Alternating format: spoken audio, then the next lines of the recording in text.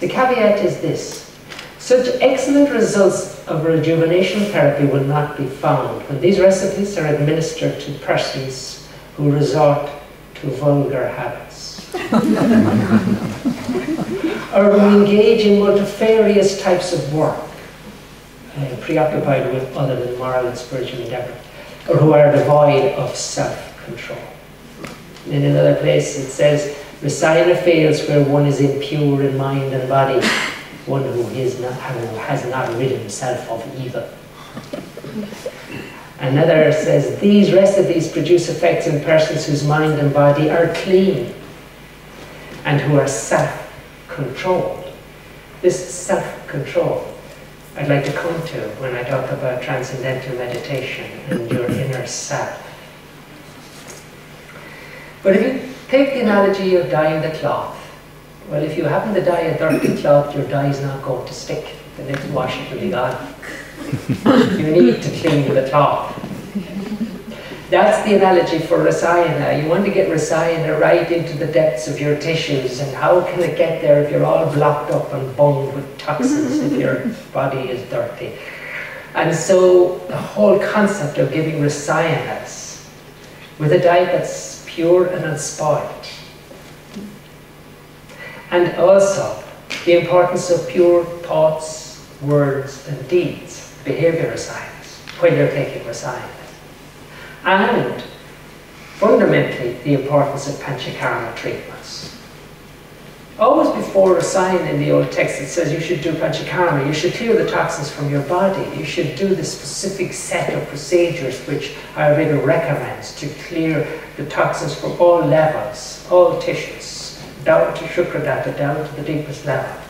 And this consisted of all sorts of oil massage, heat, taking oils by mouth, and then all sorts of detox by purgative treatment, by inhibitor type treatment, by nasal type treatments. And these are procedures are carried out in Maharishi Panchakarma settings. And they are certainly valuable and worthwhile to somebody who is not interested in aging, in other words, who's interested in reviving and revitalizing themselves, because they help you to clear the blockages in your system to the flow of your intelligence. Their impact is sublime. It's as much on mind and feelings as it is on the physical body. So seriously consider Panchakarma. Now, contraindications to using Rasayana. If you're going to rejuvenate yourself with these herbs and with the appropriate diet, and through your meditations and with these herbs, beware, don't get involved in a substandard diet. Substandard diet would include heavy putrid stale foods, processed foods, would include sesame paste, mind you. There goes the halva. Meat, not really compatible with a good Rasayana effect. Germinated cereals and pulses, great, fad for them nowadays. Not good if you're wanting to rejuvenate. Another contraindication is just irregular intake of food and eating, and eating before the previous meal is digested. That's contraindicated.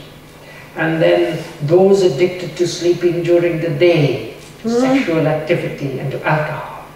Actually, those are contraindications to good Rasayana effects. Those who strain their bodies with excess or irregular exercise. Those who suffer excess fear, great infatuation.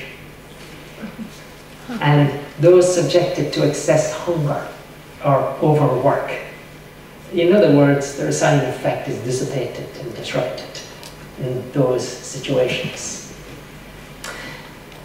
We could talk about classification of Rasayanas in another way, which is very interesting. There's Vata Tapika and Kuta Praveshika. So Vata Tapika means exposure to sun and wind. So that's a classification where you use Rasayana, where you're going about your everyday business. Okay? And Kuti Praveshika Rasayana is in a retreat. It's where you go away and to a reclusive spot and spend 4 to 6 weeks devoted to these treatments.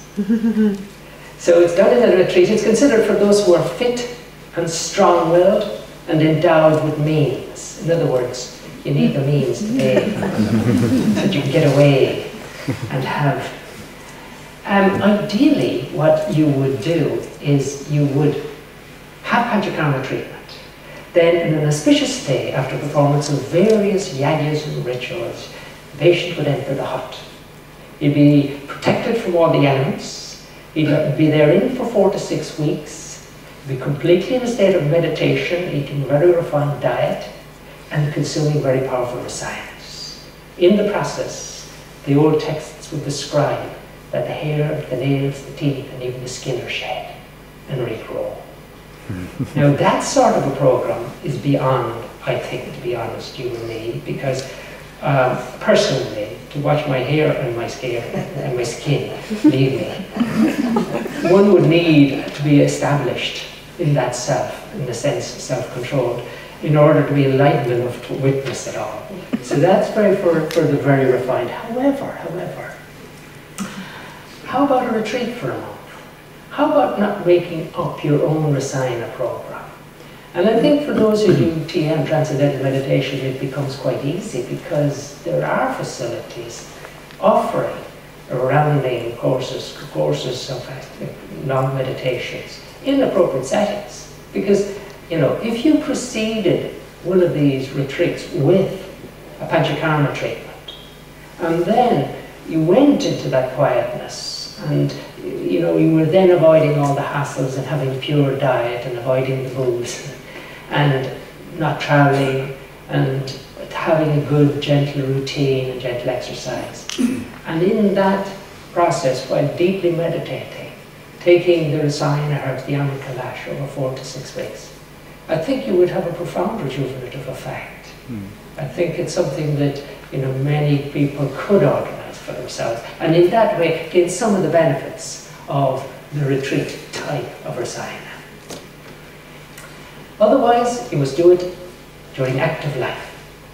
So, at least for 3 months, take the Rasayana substances. It takes 6 weeks to get right to the depths of the tissues. We wanted 2 sessions of 6 weeks at least to get really ingrained in our physiology. Attend to the behavioral Rasayanas. Attend to the good digestion and good foods. Lead a moderate lifestyle. Don't provoke Vata with too much exercise activities. And do your regular TM. And this is how you can get the benefits of Rasayana in everyday life. Choose the Rasayanas that are most appropriate, or get the advice of your Maharishi Ayurveda practitioner.